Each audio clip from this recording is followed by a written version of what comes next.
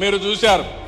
ఆ ర్యాపిడో వ్యవస్థాపకులు ఇక్కడ ఈ జిల్లా అతనే తెలుగుదేశం పార్టీ కార్యకర్తగా ఉండేవాడు.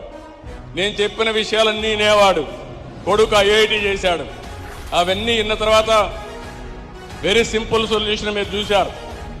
అతను చేసిన పని మీరు చూస్తే దేశంలో ఉండే ఆటోలు కానీ మోటార్ బైకులు కానీ ఇవన్నీ కూడా ఊబరైజేషన్ ద్వారా ప్రయాణ సౌకర్యం చేశాడు. ఒక ప్లాట్ఫామ్ తీసుకొచ్చాడు. పవన్ గారు అసలు ఈ సర్వీస్ స్టార్ట్ చేయాలని ఎట్లా థాట్ వచ్చింది? చాలా ఏళ్ళ కిందట, అంటే ఈ ఎలక్షన్స్ కి ముందు చాలా ఏళ్ళ కిందట ఒకసారి నేను మన గౌరవులైన శ్రీ చంద్రబాబు గారిని కలిసినప్పుడు ఆయన ఒక మాట చెప్పాడు.